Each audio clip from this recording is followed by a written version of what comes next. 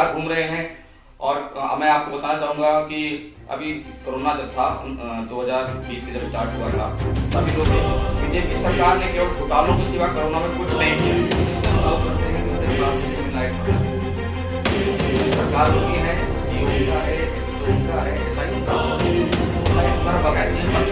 असल है। और आपके बगल में टिकट हुआ है, उसकी आपकी तो ये जो काम दिया जाता है जो उन्हें पता है, और इसके हम बिल्कुल भी हमें चाहते हैं वो साफ सुथरा काम हो। योगी जी का मानना है कि हम जो है राम नाम के नाम पर राम नाम। मैं मिट्टी वाली और आप देख रहे हैं SP news live. SP news live के साथ आज हम मौजूद हैं उत्तराखंड के टिहरी जिले के नरेंद्र नगर विधानसभा। यहाँ हमारे साथ एक ऐसे व्यक्तित्व मौजूद हैं जो समाज सेवा से भी जुड़े रहते हैं और राजनीति में इनका काफ़ी वर्चस्व है, जो किसी नाम और पर्चे के मोहताज नहीं है। गढ़वाल क्षेत्र जो लगता है वहाँ का एक बच्चा हर एक व्यक्ति, मार्केट, चौराहा, जो भी क्षेत्र लगते हैं वहाँ के हर एक व्यक्ति इनसे परिचित है, इनके नाम से परिचित है और काफ़ी मशहूर है। इनका नाम आशीष श्रीवास्तव जी हमारे साथ मौजूद हैं। हम इनसे बात करेंगे, कुछ चुनावी मुद्दों पे बात करेंगे, समाज सेवा के मुद्दों पे बात करेंगे। हमारे साथ मौजूद है, आइए हम इनसे बात करते हैं। सर आपका नाम? मेरा नाम आशीष श्रीवास्तव है। मैं नरेंद्र विधानसभा क्षेत्र से कांग्रेस का अध्यक्ष हूँ जी। और देखिए हमारी जो कांग्रेस पार्टी है, पहले मैं आप सभी कांग्रेस तिवारी जी का बहुत धन्यवाद करना चाहूँगा कि मुझे इस आमंत्रण के लिए आपने स्वीकार किया। और मैं आप सभी को ये बताना चाहता हूँ कि आगामी 16 तारीख को हमारे राष्ट्रीय उपाध्यक्ष, हमारे युवराज आदरणीय राहुल गांधी जी 16 दिसंबर को 11:30 बजे आ रहे हैं। तो उनकी तैयारी हमारी जोरों पे हैं और उत्तराखंड से सारे युवा इस समय सारे जोश में हैं। युवा ज़्यादातर सभी बेरोजगार हैं बीजेपी सरकार में। अभी तक उनको कोई भी केवल लोभन दिया जा रहा है, कोई भी किसी ने कोई काम नहीं किया है, कोई रोजगार नहीं दिया है। सारे युवा बेरोजगार घूम रहे हैं। और मैं आपको बताना चाहूँगा कि अभी कोरोना जब था 2020 से जब स्टार्ट हुआ था, सभी लोग परेशान थे। बीजेपी सरकार ने केवल घोटालों के सिवा कोरोना में कुछ नहीं किया। यहाँ तक कि हमारी चारधाम यात्रा भी बंद कर दी गई थी, जिससे पूरा गढ़वाल, पूरा उत्तराखंड हमारा जीवित है। यात्रा पे, चारधाम यात्रा पे हमारा टूरिस्ट डिपार्टमेंट निर्भर है, सारे टैक्सी से लेके हमारे ट्रांसपोर्टर तक निर्भर है, वो भी बंद कर दिया गया था। जबकि चुनाव आया है, चुनाव को देखते हुए उन्होंने यात्रा चलाया और 2 महीने के लिए उसके बाद वो भी यात्रा जो जैसे कि दिसंबर में यात्रा जो है बद्रीनाथ के 10 दिन बाद 15 बंद होती है, वो बंद कर दिया गया है। और अभी मैं आपको बताऊं कि हमारा उत्तराखंड में चारों तरफ केवल कांग्रेस का ही शोर है। और मुझे पूरी उम्मीद, अभी तो पूरा विश्वास है कि अमित जी की जो कांग्रेस जो है पूर्णतः पूरे बहुमत से कांग्रेस सरकार आ रही है। हमारे आदरणीय, हमारे पूर्व मुख्यमंत्री हरीश रावत के नेतृत्व में, सोनिया गांधी जी के आशीर्वाद से, राहुल गांधी जी के आशीर्वाद से, सभी युवा, बड़े बुजुर्ग, माताएं सभी मिलकर और एक प्रचंड बहुमत से उत्तराखंड सरकार में कांग्रेस सरकार बनाने का काम करेंगी। और मैं नरेंद्र विधानसभा क्षेत्र से हमारे बड़े भाई हिमांशु बिजवाण जी, जो कि हमारे बड़े भाई हैं और पूर्व प्रत्याशी भी रह चुके हैं कांग्रेस के, और हम सभी लोग उनका मिलके सहयोग कर रहे हैं। सभी लोग उनके साथ जुड़े हुए हैं। ज्यादातर युवाओं का जो मानना है कि हिमांशु बिजवाण एक बहुत अच्छे व्यक्ति हैं, जो कोरोना काल से लेकर अब तक लोगों के दुख सुख में हमेशा काम आए हैं। अपने पर्सनल व्यक्तित्व के साथ साथ वो एक ऐसे व्यक्ति हैं जो हर समय दुख सुख में खड़े रहते हैं। और मैं तो यही कहूंगा कि अगर ऐसे किसी व्यक्ति को चुनना है जो आपके हर समय पे दुख सुख में खड़ा है, तो उस व्यक्ति को लेके आइए जो आपका काम कर सके, आपका विकास कर सके, आपके दुख सुख में खड़े हो सके। तो नरेंद्र विधानसभा क्षेत्र से हमारे हिमांशु बिजवाण जी हैं। मैं पूर्णतः उनको समर्थन करते के साथ साथ पूरे विधानसभा से मैं आग्रह करूंगा कि सभी लोग एकजुट होकर कांग्रेस की सरकार लाएं, हिमांशु बिजवाण जी को लाएं, तभी हमारा नरेंद्र विधान एक खुशहाल जीवन व्यतीत कर सकेगा। तो सर हम कुछ मुद्दों पे आपसे जैसे बात करना चाहते हैं। इस समय जब कोरोना जब से हुआ, काफ़ी युवा बेरोजगार हो गए, काफ़ी लोगों का रोजगार छूट गया और कुछ ऐसे लोग थे जो प्रतिदिन कमाते थे और प्रतिदिन खाते थे। सबसे बड़ा मुद्दा है बेरोजगारी का। इसके विषय में आप क्या कहना चाहेंगे? जो युवा हैं, जो शिक्षित हैं, जो डिग्रियां ले लेकर बैठे हैं, तमाम फॉर्म वगैरह भर रहे हैं और कहीं ना कहीं फॉर्म भी निरस्त हो जा रहे हैं, उनका पैसा भी बर्बाद जा रहा है, समय भी बर्बाद जा रहा है। और उत्तराखंड को देखते हुए जहाँ पर IIT रुड़की भी है, आप देखते हैं किस तरीके से वहाँ पे इंजीनियरिंग में लड़के काफ़ी निकलते हैं।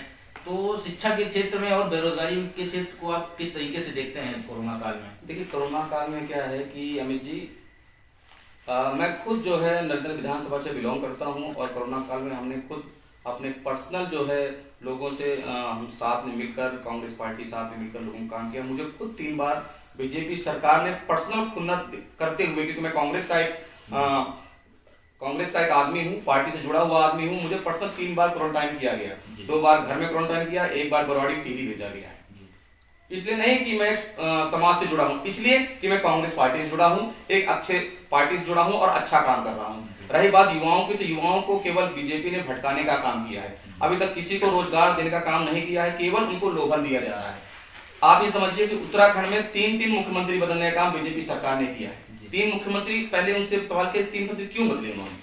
अगर उनको पहले रावत जी आए, फिर दूसरे मुख्यमंत्री आए, फिर तीसरे मुख्यमंत्री आए, मैं नाम लेना उचित नहीं समझूंगा, क्योंकि उत्तराखंड में प्रत्येक व्यक्ति जानता है कि आज जो है जो गलतियां हुई हैं, जो परेशानियां हुई हैं, वो केवल बीजेपी सरकार में ही हुआ है।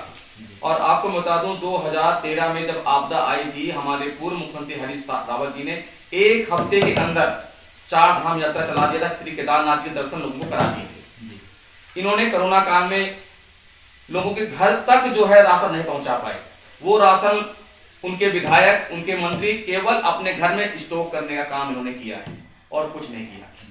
युवाओं को रोज देने की बात तो छोड़िए, और अपनी रैलियों में मोदी जी आए थे 5 तारीख में दिसंबर में, उन्होंने बोला शादियों में 200 लोग, बारात जाने में 50 लोग, बर्थडे में 50 लोग, और अपनी जो उन्होंने परेड ग्राउंड में सभा किया, जो रैलियां किया, उसमें 5-5, 10-10 हजार लोग क्यों बुला रहे हैं? ये कहीं ना कहीं से एक जो है लोगों को बेवकूफ बनाया जा रहा है।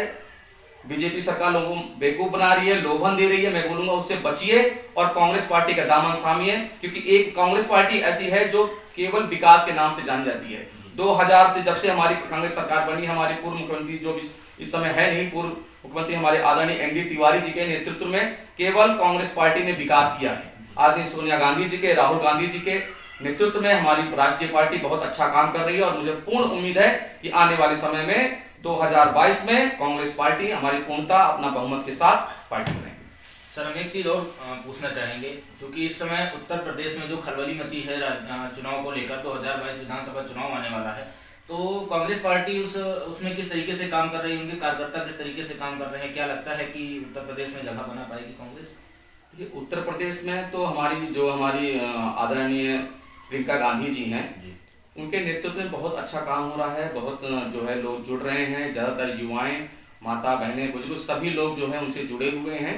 और मैं तो यही कहूंगा कि देखिए, दाने दाने पे लिखा है खाने वाले का नाम। जब पंछी उड़ता है तो अपना घोंसला एक तैयार करता है कि मुझे वहीं पे बैठना है।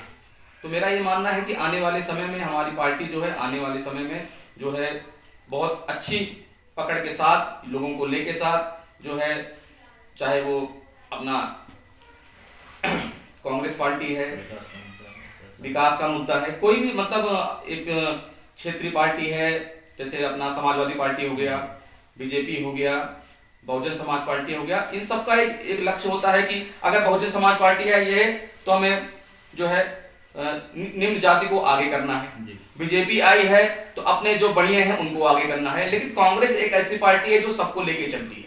उनका लक्ष्य होता है कि सबको लेके चलना है और सबको रोजगार देना है। मेन मुद्दे से युवाओं को रोजगार देना। लेकिन बीजेपी तो कहती है कहीं ना कहीं कि सबका साथ सबका विकास। देखिए, सबका साथ सबका विकास, वो सबको मालूम है कि इस समय यूपी में क्या हो रहा है। केवल लोगों को भटकाया जा रहा है, मुद्दा लेकर राम नाम का नाम लेकर लोगों को भटकाया जा रहा है। अब एक बात सुनिए, चाहे वो राजनाथ सिंह जी हों, चाहे अमित शाह जी हों, चाहे जो भी अदरवाइज जो मंत्री हैं, उनके बेटे या उनके पुत्रियां कहीं पर भी आपको काम करते हुए दिख रही हैं? नहीं दिख रही हैं। केवल गरीब लोगों को भड़काया जाता है कि राम के नाम पे आप आइए, उनको आगे करके राम का नाम लेके इनकी आड़ में काम किया जा रहा है, उनको ढाल बनाया जा रहा है। और हमारी जो पार्टी है साफ सुथरी पार्टी है, 70 सालों से विकास करते हुए, क्या 2014 से विकास नहीं हुआ है? ये आपको ही मालूम है। इतनी बड़ी पार्टी होगी, इतना अच्छा काम कर रही है, तो लोगों को कहीं ना कहीं जो है ये लोग पट्टी बांधने का काम कर रहे हैं। मैं नहीं मानता हूं इस चीज को, और मैं तो यही कहूंगा कि आप एक अच्छी पार्टी से जुड़िए, एक अच्छे लोग से जुड़िए,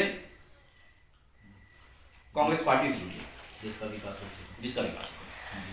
तो अब जैसे कि किसानों का मुद्दा भी चला था इस समय, और किसान बिल जो 3 कानून पारित हुए थे, कृषि कानून, उसको भी सरकार ने कहीं ना कहीं वापस लेने का फैसला किया है। और राकेश टिकैत का जो संगठन था उसने अभी तक धरना दिया था दिल्ली में, और अभी उन्होंने धरना भी समाप्त किया है कुछ दिन पहले।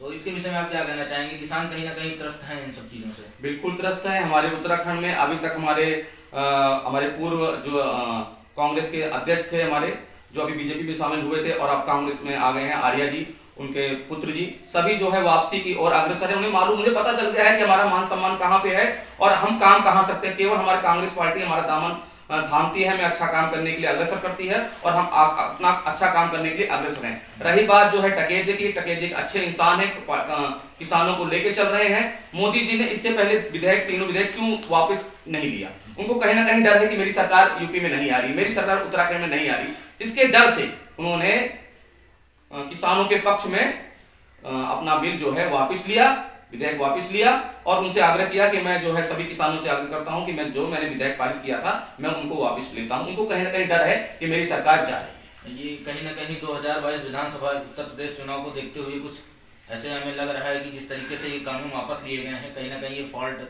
हो जाती।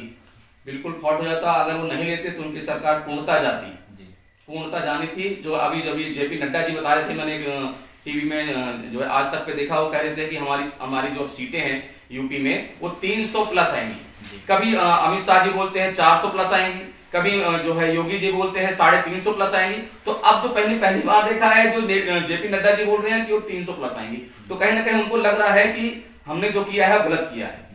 वो बातों से, उनके काम से लग जाता है कि आदमी क्या करना चाहता है। तो मैं ये कहूंगा कि हमें किसी से हमें कोई झगड़ा नहीं है, हमारा कोई विवाद नहीं है। हमें अपने पक्ष को मजबूत करना है, हमें काम करके दिखाना है। हम काम करेंगे तो लोग अपने आप जुड़ेंगे, लोग अपने आप बोलेंगे कि हाँ ये एक साफ सुथरी पार्टी है जो 70 सालों से लेकर हमारे महात्मा गांधी से लेकर अब तक राहुल गांधी, सोनिया गांधी जी से लेकर चल रही है। तो कहीं ना कहीं कि लोग इससे जुड़ रहे हैं और जुड़ेंगे ही, जो अच्छा काम करेगा लोग उसके साथ। तो कुछ चीज़ें हम आपसे व्यक्तिगत पूछना चाहेंगे, क्योंकि आप कांग्रेस पार्टी से जुड़े हुए हैं। तो चुनाव जो होते हैं, नगर पंचायत के चुनाव होते हैं, विधायकी के चुनाव होते हैं काफ़ी सारे, तो इन सब चीज़ों में से आपने ऐसा कौन सा जो चुनाव था जिसमें आप इन्वॉल्व रहे हैं, जिस चुनाव को आपने लड़ा है और व्यक्तिगत रूप से आप उन चीज़ों को जानते हैं? देखिए अभी 2017 में मैं जो है पार्षद का चुनाव लड़ा था नगर पालिका ढालवाला से। तो और दूसरा जो है वहाँ पे क्या है कि जब सरकार जैसे बीजेपी की है तो वो लोग क्या करते हैं, उनका सबसे मेन उद्देश्य होता है कि जब वो लोग दारू पैसा जैसा कि बांटते हैं तो वो एक सिस्टम लागू करते हैं कि जैसे 7 बजे हमें लाइट भगा देना है, क्योंकि सरकार उनकी है, सीओ उनका है, एसएचओ उनका है, एसआई उनका होता है।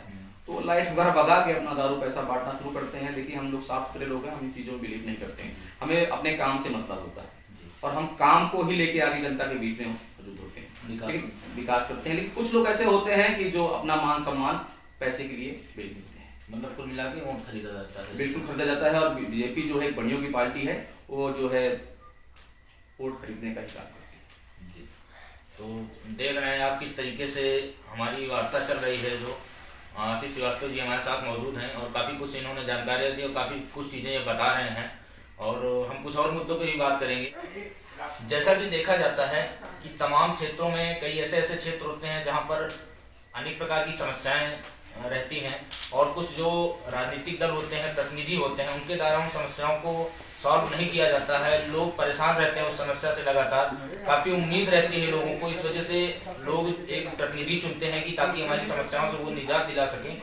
ऐसी कुछ समस्याएं हैं टिहरी में। अब ये जो आशीष श्रीवास्तव जी हमारे साथ मौजूद हैं, हम इनसे जानकारी लेंगे किस तरीके से नरेंद्र नगर जो टिहरी है वहाँ पर क्या क्या समस्याएं हैं, और हमारे चैनल के माध्यम से ये लोगों को क्या संदेश देना चाहेंगे, और वहाँ की सरकार को क्या ऐसा चीज़ें अवगत कराना चाहेंगे ऐसी चीज़ों से कि उन समस्या से लोगों को निजात मिल सके। सच बताएं क्या क्या समस्याएं हैं वहाँ पर, लोगों से लोग किस तरीके की समस्याओं से ज़्यादा जूझ रहे हैं वहाँ पर? धन्यवाद अमित जी। मैं आशीष श्रीवास्तव, कांग्रेस उपाध्यक्ष नरेंद्र विधानसभा क्षेत्र से। पहली बात तो मैं आपका धन्यवाद करना चाहूँगा कि आपने मुझे अपने मंच पर आमंत्रित किया। देखिए हमारे जो विधानसभा है वो नरेंद्र विधानसभा क्षेत्र है हमारा, और हमारी विधानसभा क्षेत्र में सबसे बात है कि वहाँ पे दलाली का माहौल बहुत ज़्यादा है। हमारे जो वर्तमान विधायक हैं उनका मेन मकसद है कि वो अपने ही लोगों को आगे करते हैं, उनका दल बल थल सारा इस्तेमाल करते हैं, और अपने जो कुछ लोगों को वो अपना यूनिट बना के किसी को ठेकेदारी दिला दिया गया। अभी देखिए खारा सूद के पास ठेका खुलवा दिया गया, ठेका अभी उन्हीं का है। और अभी जब यात्री हमारा हमारा टूरिस्ट का काम है, और जब यात्री आते हैं तो हम पहले बोलते थे कि भैया यहाँ पे बैन है, यहाँ पे बिल्कुल दारू का सेवन नहीं होता है। लेकिन अब क्या बोलते हैं कि आपके बगल में ठेका खुला गया है, तीर्थ स्थल है, और आपके बगल में ठेका खुला है, वो भी आपके मंत्री का है। तो मैं यही बोलता हूँ भाई साहब, हमारी सरकार तो है नहीं, हम तो विपक्ष में हैं, विपक्ष में लड़ सकते हैं लेकिन उसको बंद नहीं करा सकते। लेकिन जब हमारा नेता ही भ्रष्ट है, हमारा मंत्री भ्रष्ट है, उसमें हम क्या करते हैं। पहले वो कांग्रेस से विधायक थे और अब वो बीजेपी के विधायक हैं और बीजेपी के मंत्री भी हैं। नरेंद्र विधानसभा क्षेत्र में जो हमारा मुनिरती नगर पालिका क्षेत्र आता है, उसमें अभी सड़कों की हालत ऐसी हो रखी है कि उन ठेकेदारों को काम दिया जाता है जो नगर पालिका में कमीशन देते हैं, उन ठेकेदारों को बिजली काम दिया जाता है जो नगर पालिका कमीशन देती है, उन ठेकेदारों को गंगा जी के पगडंडियों को काम दिया जाता है जो नगर पालिका विधायक को कमीशन देते हैं। और इनके हम बिल्कुल विरुद्ध हैं। हमें चाहते हैं कि वो साफ सुथरा काम हो कि जो लॉन्ग रूट तक चले, जो 5 साल में अगला जो चुनाव हो, जो नगर पालिका क्षेत्र का जो अगला जो है अध्यक्ष बने, उसके 5 साल तक वो काम होना चाहिए और वो अच्छा हो। लेकिन जैसे ही 1 साल में पानी बढ़ता है, गंगा जी का जल स्तर बढ़ता है, बाढ़ आती है, पानी ऊपर से बादल फटते हैं गढ़वाल में, तो जो भी निर्माण हुआ होता है वो बह के निकल जाता है। तो इनसे ये पता लगता है कि वो जो जैसे 4 एक का मसाला बनाया जाता है, तो वो क्या करते हैं 8 एक का मसाला बनाते हैं, 10 एक का, कोई उनसे जानकारी लेने वाला नहीं है, कोई उनको जो है पूछने वाला नहीं है। क्योंकि वो कहते हैं कि हमारा विधायक भी हमारा है, नगर पालिका भी हमारा है, अध्यक्ष है और ब्लॉक अध्यक्ष भी हमारा है, तो उनसे कोई भी जवाब सलाह नहीं कर सकता। कहीं ना कहीं सरकार भी उनकी है। तो मैं इसके बिल्कुल विपक्ष में खड़ा हूँ और उनसे लड़ने के लिए तैयार हूँ। और आने वाले नरेंद्र विधानसभा क्षेत्र में हमारे हिमांशु बिजवाण जी भारी से भारी मतों में विजयी होके नरेंद्र विधानसभा क्षेत्र का विकास करेंगे, इसके पूर्णता में उनके सहमत उनके साथ। तो हमारे चैनल के माध्यम से आप लोगों को और देश की जनता को क्या कहना चाहेंगे? मैं यही कहना चाहूंगा कि युवा वर्ग जो है वो आने वाला हमारा भविष्य, 18 साल के हमारे जो भी छोटे भाई बहन हैं, उनको मैं यही बोलना चाहूंगा, उनसे निवेदन करना चाहूंगा कि आप जागरूक हैं, आने वाले हमारे भविष्य हैं, सोच समझ के मतदान करें। 2022 में जब भी मतदान करें सोच समझ के करें, और आपको ये लेके चलना है कि किस पार्टी से हमें जुड़ना है, कौन हमारा काम कर सकता है, कौन हमारा विकास कर सकता है। लोगों ने बिल्कुल मत आइए, सोच समझ के मतदान कीजिए, कांग्रेस को मतदान दीजिए, पंजे पे हाथ लगाइए। यूपी की जनता को आप क्या कहना चाहेंगे? देखिए यूपी में कहीं ना कहीं जो हमारे यूपी के मुख्यमंत्री जी हैं, योगी जी का मानना है कि हम जो है राम नाम के नाम पर वोट लेंगे। कहीं ना कहीं राम नाम का वो माध्यम बना के लोगों को बेवकूफ बनाया जाता है। क्यों वो के नाम पर आप वोट बांधना बंद कीजिए, विकास के नाम पे वोट डालिए। तो देखिए किस तरीके से आशीष श्रीवास्तव जी कांग्रेस कमेटी के नरेंद्र नगर के उपाध्यक्ष हैं, और इन्होंने काफ़ी बातें हमसे शेयर की, और इस देश के युवाओं को भी काफ़ी विषयों पर ऐसे बताया गया कि किस तरीके से एक सरकार जो चुने, एक जो उनका नेता होता है उसको चुने, काफ़ी सोच समझ कर चुने, जो आपका विकास कर सके, प्रलोभन में ना आए। और जिस तरीके से इन्होंने समस्याओं से, वहाँ की समस्याओं से अवगत कराया, कहीं ना कहीं निंदनीय है। ऐसे नेता और ऐसे प्रतिनिधि, इनको बिल्कुल भी ऐसे प्रतिनिधि को ना चुने जो कि एक तीर्थ स्थान पर जिन्होंने ठेका खुलवा दिया है, जो कि एक साफ सुथरा रहना चाहिए, स्वच्छ रहना चाहिए, जहाँ पर काफ़ी टूरिस्ट आते हैं, दूर दूर से लोग आते हैं। इस तरीके से कार्य कहीं ना कहीं निंदनीय है। देखते हैं किस तरीके से यूपी की जनता 2022 विधानसभा चुनाव को देखती है, और किन मुद्दों पर वो, और कैसे किस पार्टी को वोट देती है, कौन सी पार्टी यहाँ पर सरकार चलाने आती है। मैं अमित तिवारी, सहयोगी संदीप साहू के साथ SP न्यूज़ लाइव।